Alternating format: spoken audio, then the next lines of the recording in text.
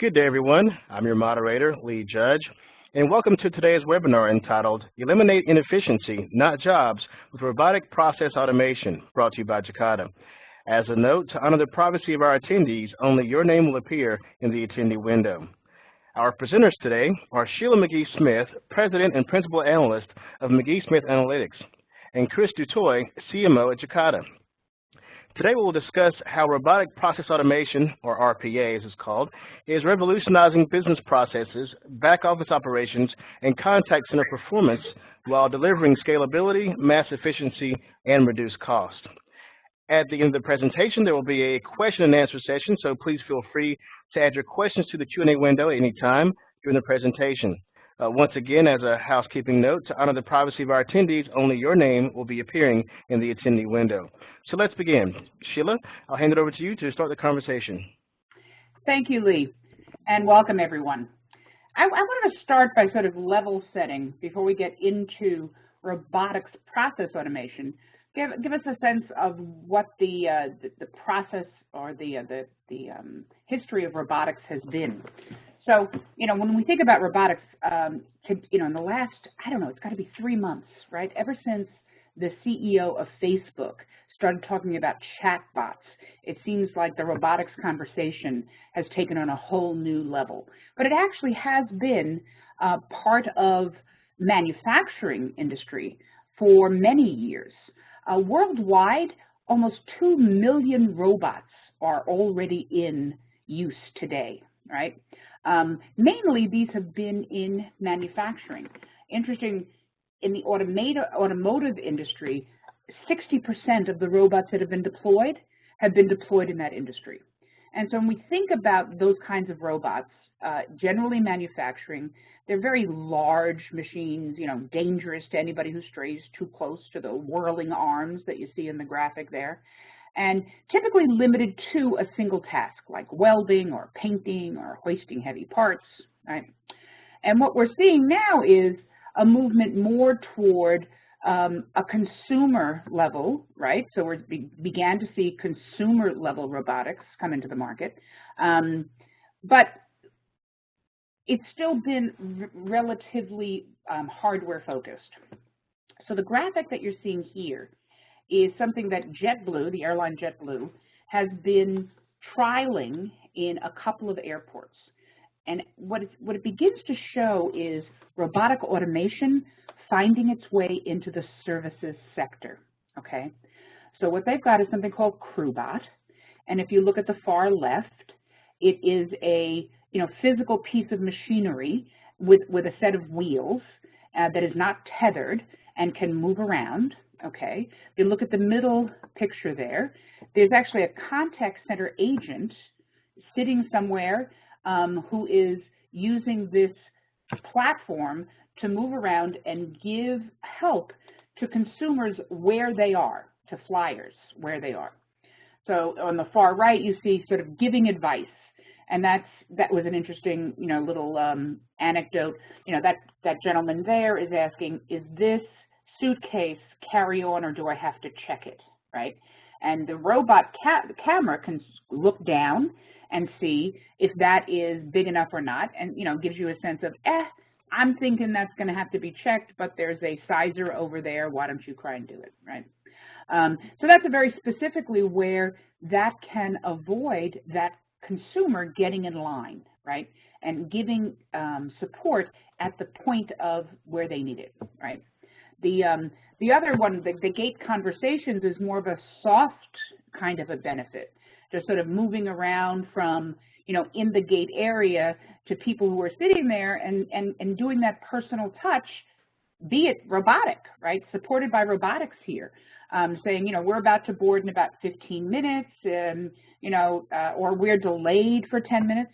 And again, think about an airport having to deploy resources to the point of something like a delay, and being able instead to use contact center resources and use this robotic platform to get resources to where they need to be quickly, whereas that contact center agent is actually just sitting somewhere, right?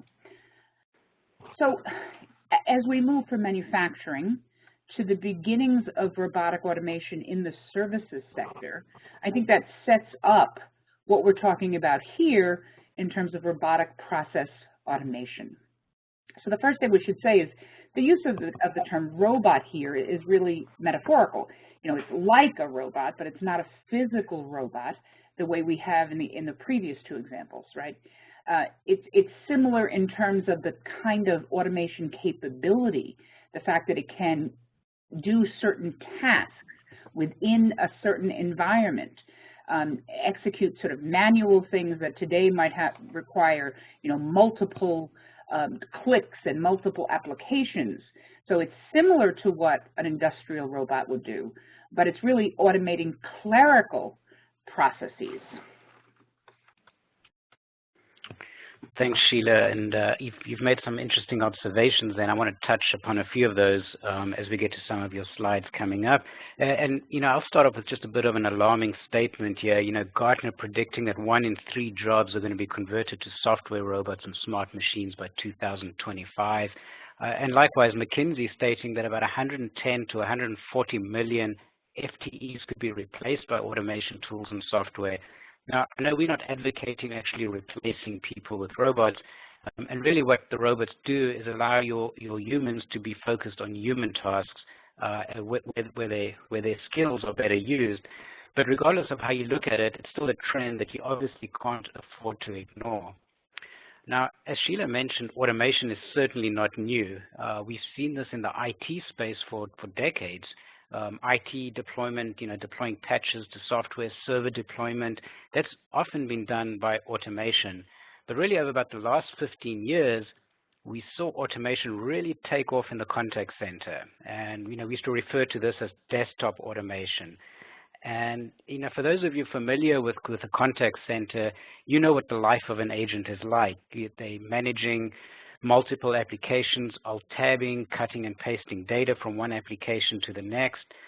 It's very time-consuming, and robots found a great use case here where you'd literally have a robot almost, you know, looking over the shoulder of the agent and helping the agent at certain times just to take away those repetitive or redundant parts of their job and then give control back to the agent to actually service the customer on the call. So robotic automation in the contact center has always been very, very successful. And now, of course, we're seeing a tremendous move for robotic automation to be used in the back office as well. And this is where you can take those business processes that are also repetitive or perhaps a little bit routine, task-oriented, and deploy an army of robots that can really drive efficiencies into the back office as well. So, you know, during this webinar, Sheila will be exploring really both contact center and back office robotic automation. So it's interesting, if I think about talking to contact center managers about robotic process automation, this slide saying, you know, it's more than CTI. I think a first reaction might be, well, you know, is that just popping a screen? Is that just taking the telephone number and using it to dip into a database? Because if that's the case, you know, we've been doing that since the 1990s. And you know, by the end of, you know, by the millennium, there was a pretty good adoption rate of CTI. But I think the point here is that robotic process automation is so much more than what CTI was. And, you know, as I said, you know, we can say that there's been good adoption, but certainly not 100% adoption of computer telephony integration in contact centers. So we still have lots of situations where, for example, a customer will put an account number into an IVR, and the system uses that just for routing and doesn't, in fact, send that to the agent and pop open a screen, right? So what we're saying here now is, even if you've never done CTI, even if you think of this as, you know, robotic process automation is a huge step up from what CTI was, and typically involves many more processes being automated and much more of the task being automated for the agent than we ever thought about with CTI. And that is actually a great example, Sheila. You know, we're all familiar with the screen pop or the IVR pop in a contact center. And one of the implementations we actually did was to solve this problem, because that's exactly what happens is the agent gets the screen pop, and at best, they know the customer name and maybe their account number. But now the poor agent has to navigate 10 screens deep into your order management system to bring up the customer's history. And this is all in real time while the customer's on the phone. So the CTI or screen pop might have brought in some information, but it certainly didn't let the call get off to a smoother start. And what this retailer did, in fact, one of the third largest e-commerce retailer in the USA, they had this pain. It was a cumbersome navigation at the start of the call, because as the call came in, the agent had to look in the order management system by rekeying in the account number. The IVR screen pop or CTI screen pop didn't give you that information.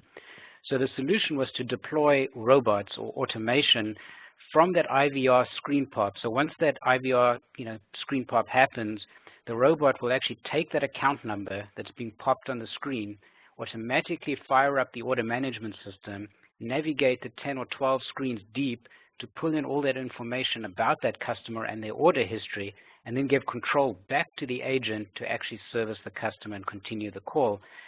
So tremendous results in reducing the call times, so much so that it allowed them to improve their performance during what was their busiest season of the year. And I think what's interesting is we spoke about this is not always about eliminating jobs, and this is a great example of how it wasn't about staff reduction. It was taking that agent base and allowing them to be that much more efficient and actually improve their performance during those busy seasons just by automating that connection from the inbound call into retrieving the data from the applications. Thanks, Chris.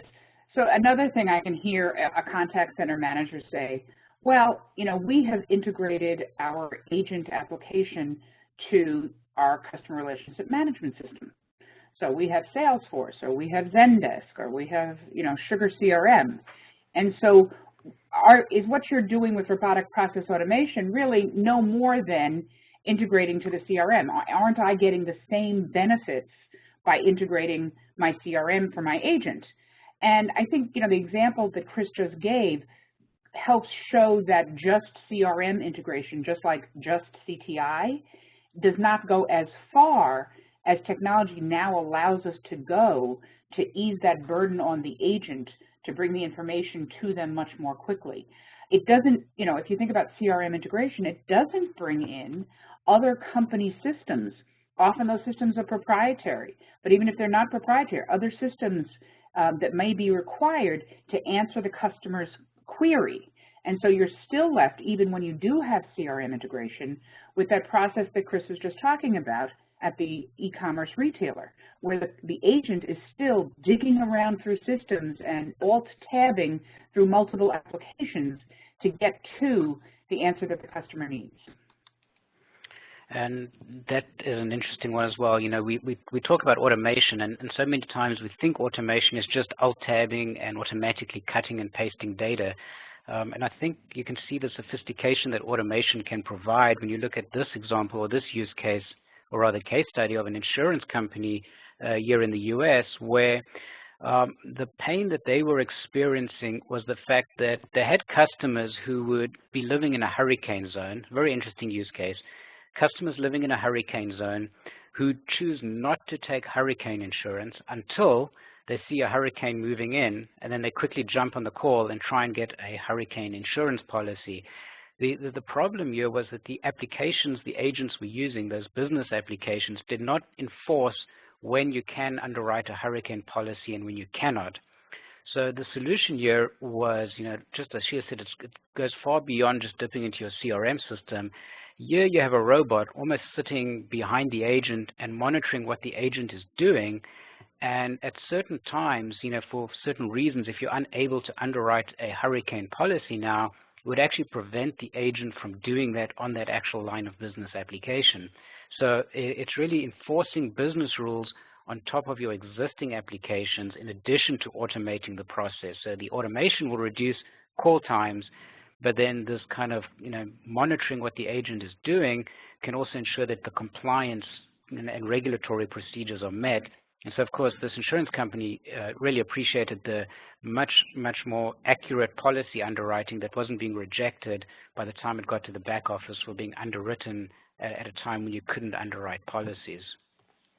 It's funny, Chris, your story reminds me of a customer I was once working with, and this is maybe 5 years ago, who was concerned with script adherence, right? It was a banking customer, and they were using outsourcers, and they're saying, how can we do a better job of making sure that these outsourced agents adhere to our scripts?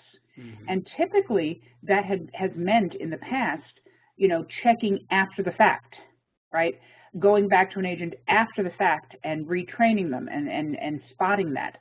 And so the situation that you just talked about prevents that action at the point in real time, right? Exactly. As opposed to having something that has to be corrected later. We have a situation, you know, robotic automation helps you make sure that happens in real time. The difference between, you know, after the fact training and real time preventing a problem. So the slide that's here, Age of Context, it's actually the cover of a book that was written and released in 2013. But it really talks to sort of the expectation of consumers in this world of e-commerce and the internet. Take me to the next slide, if you would, Chris. There's an increasing recognition by most companies that customer journeys don't start in the contact center, right? They're starting in the mobile application. They're starting, you know, by somebody reading a blog or watching a YouTube video or doing some research. And then, you know, there may be other interactions that take place that, again, don't necessarily involve the contact center. You know, making a comment on Facebook, looking on social media sites like Yelp or TripAdvisor for referrals, reading reviews, right? Increasingly, though, a contact center is in a better position to help that customer if they have a sense of what this journey has been. And in the contact center, we haven't done a great job necessarily of presenting that information about the rest of the journey to the agent so that they can, you know, start where the customer is and not from the beginning, right? And so I think robotic automation really supports this sort of revised notion in the contact center management space that we're not looking at interactions one at a time. We don't want to just handle something when it comes in, right? Answering the phone in 20 seconds, 80% of the time, doesn't solve customers' problems. Giving context to agents about where their customer has been and using robotic automation to connect some of these systems and make that information available to the agent in real time is really the direction of change. It's a new way of thinking about how we think about interactions, not one at a time, but as some point in a journey that the customer is on. If you take me to my next slide. You know, another topic, you know, almost as hot as robotics right now is the notion of the Internet of Things, right? And it's already beginning to have an impact on customer experience. So I have an interesting story about my Fitbit. I was at Dreamforce, which is the Salesforce user group meeting in San Francisco, huge, you know, event all over downtown San Francisco. And I happened to tweet that my Fitbit broke down. What a bad time for that to happen, right? Not capturing all these steps as I'm crawling all over San Francisco. To my surprise, within an hour or so, I had an email directly to my email account that's tied to my Fitbit that said, have you tried XYZ? And I hadn't asked for support. They had just seen my tweet, right? Because I put their Twitter address on it. So I tried what they suggested, tried it a couple of times, it didn't work. And I said, well, okay, at least they tried. No, I get another email back. And the second email says, we see that you have tried to reset your Fitbit. There appears to be a hardware issue. We have sent one to your hotel on Market Street. You should have a new device tomorrow. Okay. So that's Internet of Things because that Fitbit is attached to the internet. That Fitbit, from their perspective, is part of the context. Part of the journey that I was on was to tweet about it because I had bad service, to respond to an email and try what they suggested. And again, that Internet of Things kicks in knowing what I've done. So what you want here from a robotic process automation point of view is you want to start building a framework in your contact center that will allow you to incorporate data from new sorts of sources that we haven't had in the past, but just begin that process now with the things that we do know about and we do have, and again, build a framework that allows you to take advantage of the data that's going to be coming from the Internet of Things. And Sheila, that Fitbit story is just quite amazing, and I think it highlights, what this telco experienced as well. You had 3 slides there. You spoke about the context, you spoke about the customer journey and the Internet of Things, and this is what your agent's having to contend with. They've got not only multiple applications, they've got multiple touch points where the customers are contacting them at. They need to understand what the customer did in their journey now. It's no longer just a phone call, it's a complete customer journey. And then the Internet of Things, you've got devices sending additional diagnostic data or additional data to the agent. So if you thought the life of an agent was hard previously, you ain't seen nothing yet. It's just going to get that much more difficult as they contend with these journeys and the Internet of Things and so forth. And this is what this telco operator did. They experienced, that multiple applications, multiple touch points, the actual devices, feeding data to the agents as well. And they just said pure play automation. And it really sums up what automation in the contact center can do for you. When you combine all of this and make the agent's life easier through this automation, these are the kind of results that they experienced. Phenomenally, an 86% reduction in average handle time. Now, for those of you on the call who are in the contact center space, you know how you kind of live and die by AHT. So 86% reduction is just phenomenal. 14 screens reduced to 1 screen because you're not manually navigating through all those different screens anymore. And 41 clicks to do your average transaction reduced to 7 clicks. So they were also just measuring how many clicks does it take to get a process done. So it's tremendous results, just taking all those different data sources and touch points and providing that layer of automation, really just to make that life of your agent significantly easier.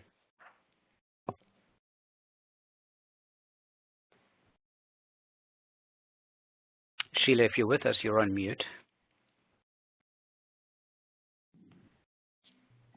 Thank you, Chris. I'm sure a lot of you, when you saw the title of this webinar, Robotic Process Automation, had this kind of vision in your head of what the world is moving toward. Complete robot service. People don't need to talk to people anymore. We're going to do it all with machines. Next slide. And again, this picture perhaps paints the picture of what you may have been thinking, that people get replaced with machines.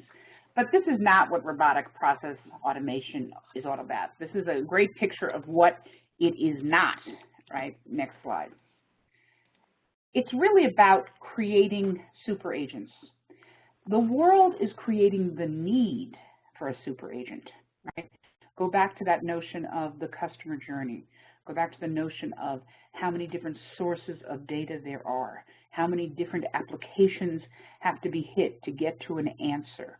And then you understand that the burden that we're putting on agents is higher than it's ever been in the past. Think about the contact center in, 15 years ago, even before the IVR. A lot of the answers and questions were quite simple. Did my credit card payment come in? Did this check get deposited, right? All of those simple interactions are now being handled by either the web or IVR systems. And so the questions that finally do get to agents are much more difficult and more complex. And so we need to do more to support those agents and create super agents. And I think one of the things that Chris talked about earlier is it's not just about agents, it's also about back office employees and enabling them to have a better context in what they're doing. Yeah, absolutely, Sheila, and that's why we see process automation really taking hold in the back office now. Up to now, we've been speaking about it in the contact center. really a big shift in the industry now to applying this technology in the back office as well, where you're automating business processes. And the kind of things that you can do in the back office, reducing those repetitive tasks that are being done by employees. Maybe it's invoice processing or expense report management, or processing inbound mails and routing them to the right place. Application forms where you can just make sure that all the fields have been properly filled out and either accept or reject, kind of a level 1 triage on applications and so forth. So we're seeing robots being deployed here with great success in the back office. And this is where you can really drive efficiency. And a little bit later on, we'll show how, what one manual robot can do in terms of how many human employees it takes to mirror what a robot can do. And again, this is not about getting rid of your people. This is about letting your people focus on those things that people are good at and that robots are bad at. So let the robots drive efficiency into the back office. I love this graphic because I think it kind of it depicts how we all feel. We're running to stay ahead of this new digital world, right? And I think what we can do with robotic process automation is empower companies with the kind of agility that they need to better compete in the marketplace and to better deliver the customer experience that customers are looking for and that companies want to be able to deliver. Absolutely. And a question we get all the time is, okay, so it sounds good. You do it in the contact center and you can deploy robots to the back office, but where's the ROI? We have to attach a business case to this. When we look at the contact center, we see things like an average handle time reduction of 86%. And I think that becomes self-explanatory from an ROI perspective. Sheila was talking about making sure that things are done right at the point of it being done versus being, rejected 3 days later. And I gave you the example of the hurricane, insurance policies. So you're seeing far better, improvement with compliance when you use these robots to actually monitor what's happening on the agent desktop and make sure that the right thing is happening there on the desktop. It's not just strictly automation.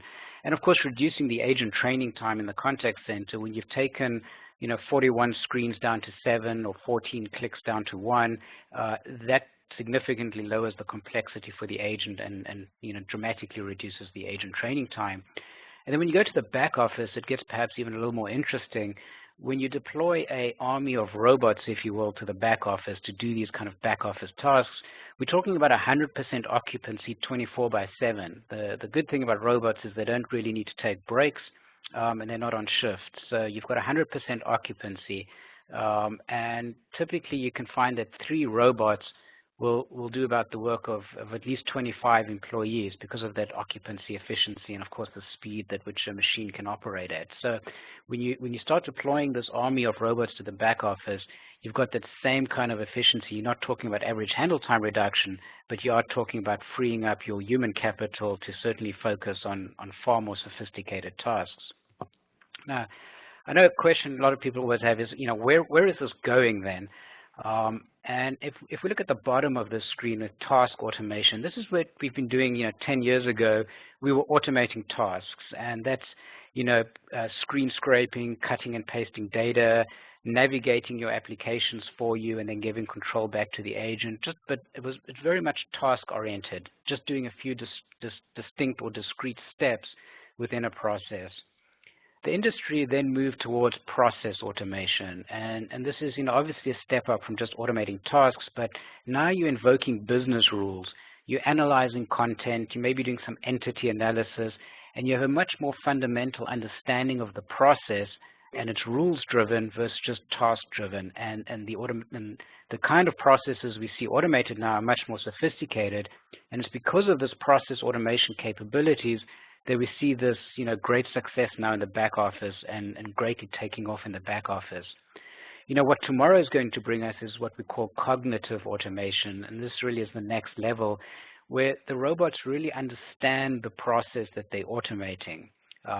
Self-learning, artificial intelligence, pattern recognition, understanding how processes sometimes break and to recover from those processes and so forth. So by no means are we going to stay at the process automation level. The entire industry will be shifting towards a cognitive automation capability as well. And I think as we move from process automation to cognitive automation, somewhere in this cycle is when there's, when I opened up the statements from Gartner and McKinsey about, 100 million FTEs being replaced by automation tools by 2020, that's probably largely as a result of this shift from process to cognitive automation. So it's definitely going to remain a very exciting and very dynamic space. Now, a lot of people always say, well, it sounds good. I can drive efficiency in the contact center. I can improve the back office. How do you get started? How does this actually work? And quite simply, I like to call it, navigate, automate, and monitor. The navigation part of this is where your robot is just navigating applications on behalf of the agent. And our first example was, the IVR screen pop, firing up the order management system, typing in the account number and navigating to the right stage, and then giving control back to the agent. So you can certainly just do that navigation with a robot and then give control back to your agent. You can, of course, automate the data entry. So when a customer phones and they're updating their address and the agent now has to update that in 5 different systems of record, this is a perfect function for a robot to do. They can take that address that you've entered and automatically alt-tab to the 5 other systems that care about your address and rekey in the data on behalf of the agent and then give control back to the agent. And of course, this is equally applicable in the back office, where we can do the data entry into those different applications as well. So as an expense report, when invoice comes in, we can parse out the invoice, get the line items, and then update the relevant systems that care through this automated data entry mechanism. And then the third part of this is the monitoring. And I think, a lot of times when we think of automation, we think of the cut and paste and the navigation. And sometimes we forget about the importance of monitoring, and that a robot is great at monitoring what's going on the screen or what's going on the invoice. And if it's on the contact center, we can alert the agent or a supervisor as into, it's an invalid operation or you can't do that right now. We can enforce new business rules. And in the back office, certainly we can understand when exception conditions occur that maybe this invoice doesn't comply, the expense report, you've spent more than you're allowed per diem, and all that kind of monitoring behavior that a human might do, we can actually, hand that off to a robot to do that monitoring as well. So it really is a case of automating, navigating, and monitoring. Now, part of the reason that makes automation technology so successful, besides the, compelling ROI, is the fact that it works with all the applications and the technology that you have in place today. So you don't need an API, you don't need source code to those applications, you don't need to modify your applications to now be quote-unquote RPA compatible. Instead, robotic process automation is going to work with the applications and systems you have today without any modification. So these robots are capable of really driving those applications just as a human would, and with no changes to those underlying applications. At Jacada, we've been doing this for over 20 years. We've been in the automation space, so we've certainly got a great number of use cases that we'd love to share with anybody who's interested. It's a fascinating space, and especially as we move from process to cognitive, we're going to see great changes still in this industry. And we certainly appreciate you dialing in here today to learn a little bit more about robotic automation and from Sheila's view of the industry. So with that, I'd like to turn it back both to Sheila and Lee and the audience and start getting some questions coming in here. All right. Well, thank you, Sheila and Chris, for your valuable insights on eliminating efficiency with robotic process automation. Due to the high participation in this event, we're going to answer as many questions as possible from the Q&A window, and the remaining we will respond to individually after the event.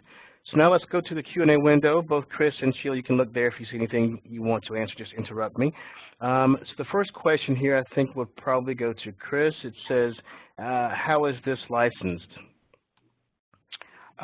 Yes, so that's going to depend a little bit on whether you're doing contact center or front office automation or back office automation.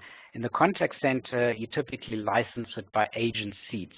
The reason being you really have one robot per agent, and that robot is assisting that agent and monitoring that agent's desktop.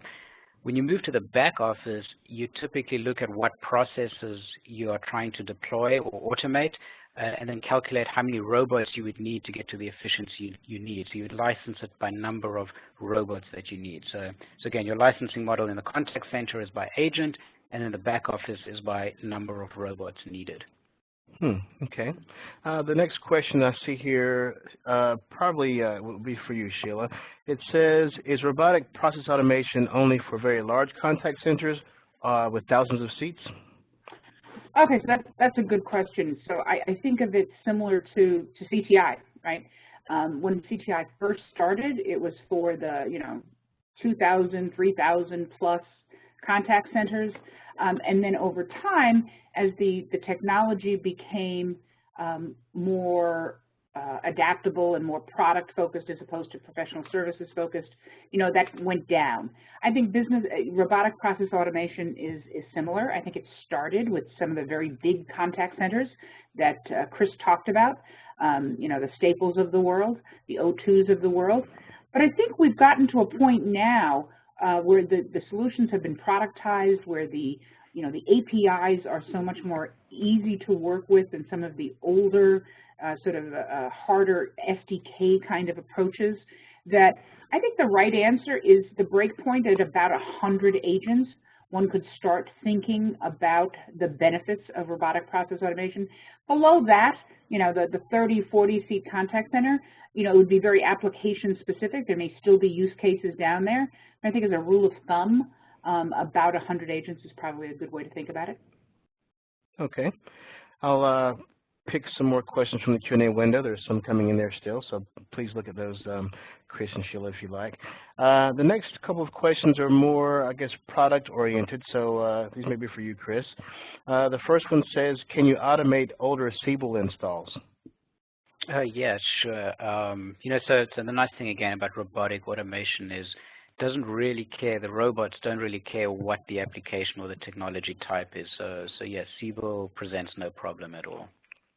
Okay, and a related question, how long does it take to implement robotic automation?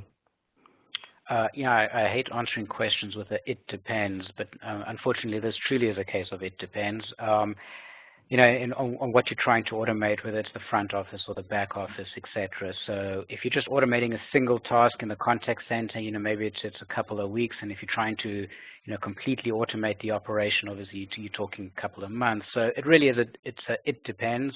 And you have to really understand what parts of the process you're trying to automate and where the biggest bang for the buck will be to gain from automation. Okay. The next question here, maybe yours, Sheila. This person asks, I have a contact center that handles primarily outbound calling. How would RPA apply to my business? That's a really good question, because one might think that inbound has got the better use cases. But if you think about what agents are doing in outbound calls, bringing information to them quickly in that context is just as important as on an inbound call. So what's happening on an outbound campaign, think about credit collections, right? The ACD may be dialing hundreds and hundreds of numbers waiting to get a live answer, right? So when that live answer comes, the call is delivered to an agent in real time, and it's not something that the agent has been looking for or working on. Boom, there it is. And the same kinds of context and former steps and access to real-time systems to make sure that, whatever it is we're doing the credit collections on, that we have the most up-to-date information on payments. That could be as recently as, 10 minutes ago. And so I think robotic process automation is just as important and just as applicable in the outbound space as it is in an inbound contact center. Okay, great. Lee, I see as well, if I may, I just jump in. There's a couple of questions coming in, which I think are product-oriented questions, so I'm going to take a first shot at them. Okay. Michael asked, what type of applications are hard to automate? Citrix, older Windows apps, or DHTML? And I would say, that they're all can be automated. We've even had encounters with, old small talk applications, which, might sound problematic because they use different technology and architecture, but certainly they can automate those. Out of that list that was provided, I'd say the hardest of them is Citrix, only because of the remote deployment. If you are able to install a small component on the Citrix box, it makes it easy. If you're not able to install anything because you don't own or control that Citrix box, you can still do a OCR or character recognition type technology to still provide automation on Citrix. But if I had to choose one of those that you provided, I would say Citrix is a slightly trickier one, depending on the situation. Another question was also the state of the industry on scheduling robotic process automatic executions, whether it's event-driven, time-driven, etc. Monitoring, reporting. Great question. What we find that the event-driven is pretty well baked today. That's part of the monitoring. We only fire off an automation based on certain events occurring and based on certain business rules. And monitoring to make sure, especially in the back office, that if a process fails, you need to monitor, detect that, and report it. I would say where the industry as a whole is still a little weaker is on recovering from failed transactions. You know, we can easily roll back or put it into a queue for reprocessing, but it's not fully cognitive yet. We don't have the ability to really, from a robot's perspective, to truly understand in every use case what actually went wrong and take the corrective action. We often find that those failed processes go to a special queue to be processed versus the robots being, taking corrective action by themselves. But I expect, of course, the industry to rapidly change in that regard as cognitive takes shape more. Okay. Chris, a quick note, housekeeping-wise, there are some questions being placed into the chat window, so attendees, please, if you'd like for the panelists to see your question, please place those questions in the Q&A window instead. Okay. Did you have another one, Chris? Yes, sure. I'm just trying to scroll through, make sure I get everybody's. Sean had asked about customers wanting to self-serve through the web or by smartphones, and if we've had success in this area. So, it sounds almost like a product pitch for us, but, yes, of course, we do a lot of self-service from both web and smartphone with our product called Visual IVR. It's not really related to automation from the point of view that the self-service are purpose-built interactions to improve self-service, less about automating the process on the agent desktop on the back office. But so absolutely, we do self-service. Couple that with automation, it's a pretty compelling solution, and certainly would encourage you to reach out for more details about that. Just looking through the questions here. Sheila, here's one as well. If you want to chime in, I'll take a shot at it. It's asked if speech services like speech-to-text, text-to-speech are integrated with RPA. In that sense, during outbound calls, can the robot get speech input from the user? Very sophisticated use case, from our perspective. Outbound calls, as Sheila said, we absolutely do automation on the outbound call to make sure the agent is ready to speak to the customer.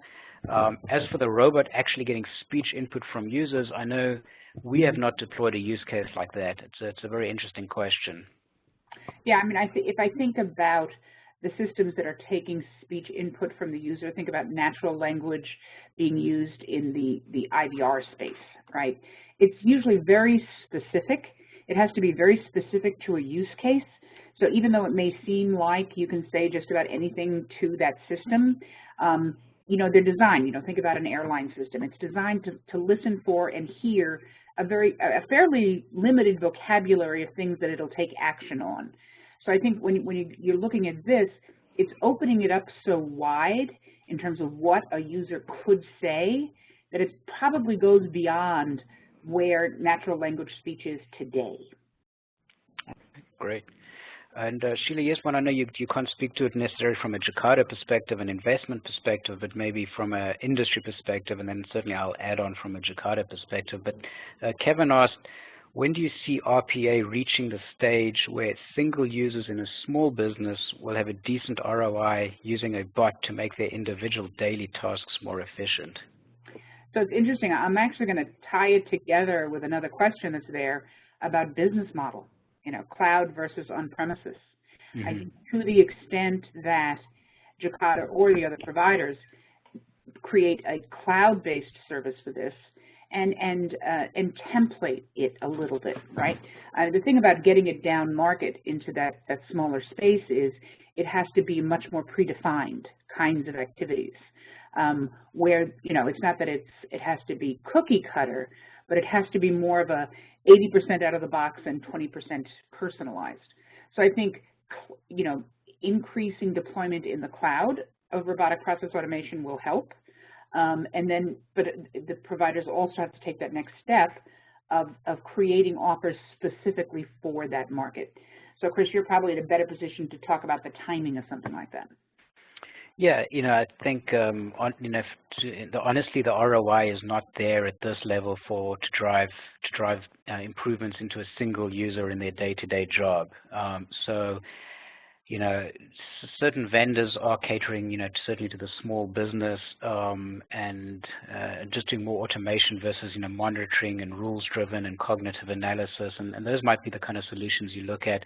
I would say, you know, before we get into that efficiency of helping you and I in our day-to-day job, we have to get into that cognitive part of this, and so my guess would be it's still another, you know, 4 or 5 years out before you can start really getting those efficiencies in our day-to-day jobs.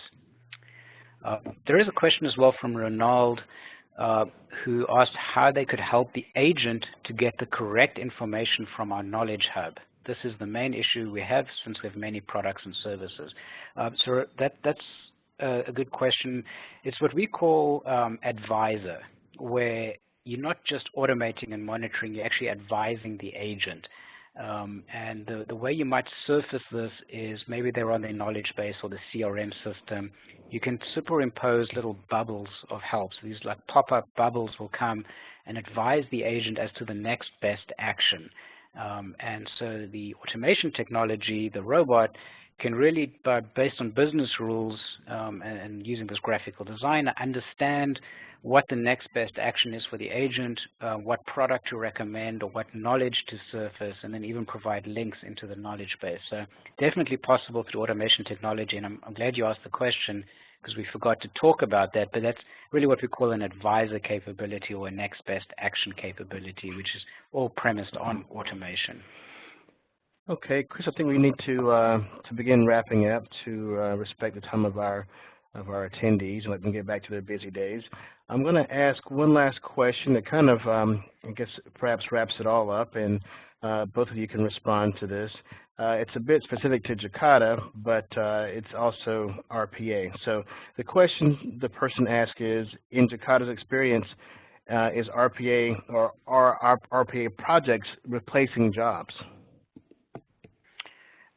Yeah, let me talk about it from a Jacada perspective, and then I'll let Sheila conclude this. From our perspective, no. I know it's a great alarmist statement to talk about 100 million FTEs being replaced, you know, by 2020, etc. And arguably, of course, there's tremendous cost savings to replace people.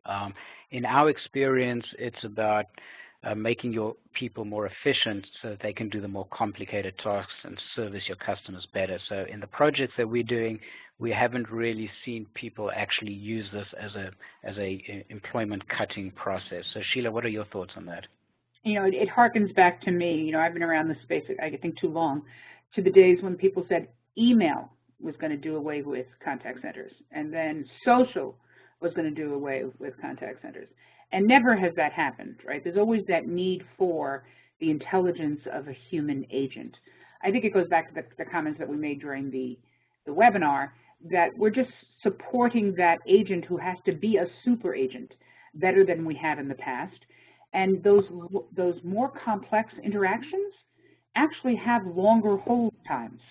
You know, so, you know, you talked a lot about average hold time, and I did cringe a little, Chris, because as important as average hold time is, it's changing as a metric, I think. And long hold times is not necessarily a bad thing when we have very complex issues. So, you know, back to the question of, is it killing jobs or will it replace jobs? I don't think so. I think that we still have that need for human interaction, and people, you know, at the end of that journey that they're on, you know, there are times when they do want a human, and that need is not going to go away. All right. Well, thank you very much. That concludes our webinar today entitled Eliminate Inefficiency, Not Jobs, with Robotic Process Automation. Thanks again to Sheila McGee Smith, President and Principal Analyst of McGee Smith Analytics, and also to Chris Dutoy, CMO of Jacada. If there are any other questions that we were unable to answer during our session today, we will respond directly to you after the event. We hope that you have gained valuable insight into robotic process automation and how easily you can utilize it to enhance your organization's customer service. A replay of the event will be available soon on Jacada.com along with a download link to the presentation. So once again, thank you for attending today. Please visit us at Jacada.com and have a wonderful day.